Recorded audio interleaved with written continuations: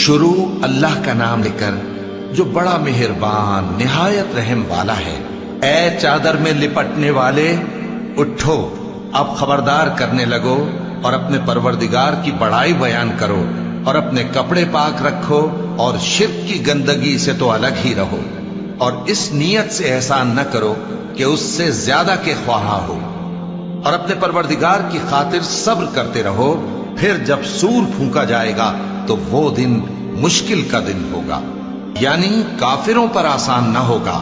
मुझे उस शख्स से समझ लेने दो जिसको मैंने अकेला पैदा किया और मैंने उसको बहुत सा माल दिया और हर वक्त हाजिर रहने वाले बेटे दिए और उसको हर तरह के सामान में वुसअत दी, फिर भी लालच रखता है कि मैं उसे और ज्यादा दूं। ऐसा हरगिज नहीं होगा। ये हमारी आयतों का बड़ा मुखालिफ रहा है। मैं इसे एक बड़ी चढ़ाई चढ़ाऊंगा। इसने गौर व फिक्र किया और एक बात ठहरा ली, ये मारा जाए, इसने कैसी तजवीज की, फिर ये मारा जाए, इसने ये कैसी तजवीज की।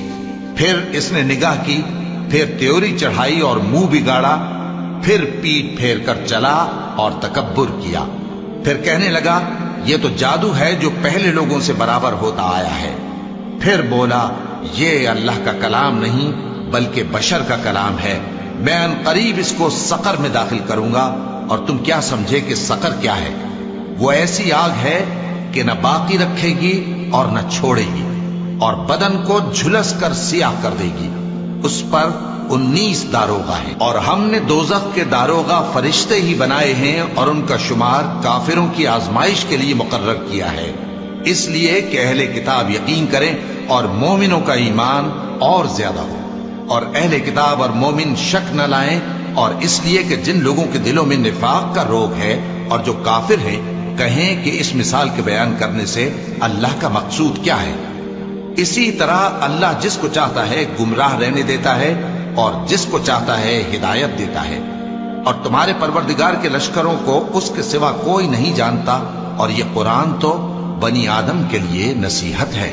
हाँ हाँ, कसम है चांद की और रात की जब रुखसत होने लगे और सुबह की जब रोशन हो जाए कि वो आग एक बहुत बड़ी आफत है। इंसान के लिए डर की चीज, यानी उस शख्स के लिए जो तुम में से आगे बढ़ना चाहे या पीछे रहना चाहे। हर शख्स अपने करतूतों के बाइस गिरफ्तार होगा, मगर दाहिनी तरफ वाले नेक लोग जन्नतों में होंगे और पूछते होंगे, यानी आग में जलने वाले गुनाहगारों से, कि तुम दोजख में क्यों पड़े। वो जवाब देंगे कि हम नमाजियों में शामिल न हुए और न हम फकीरों को खाना खिलाते थे और हम बहस करने वालों के साथ मिलकर बहस करते थे और रोजे जजा को झुटलाते थे, यहां तक कि हमें मौत आ गई। तो सिफारिश करने वालों की सिफारिश इनके हक में कुछ फायदा न देगी। इनको क्या हुआ है कि नसीहत से रूगर्दां हो रहे हैं, गोया गधे हैं कि बिदक जाते हैं जो शेर से डर कर भाग जाते हैं। असल यह है कि इनमें से हर शख्स ये चाहता है कि उसके पास खुली हुई किताब आए। ऐसा हरगिज नहीं होगा। हकीकत यह है कि इनको आखिरत का खौफ ही नहीं। कुछ शक नहीं कि यह कुरान नसीहत है, तो जो चाहे इसे याद रखे, और याद भी तभी रखेंगे जब अल्लाह चाहे। वही इस लायक है कि उससे डरा जाए और वही मुआफ करने वाला है।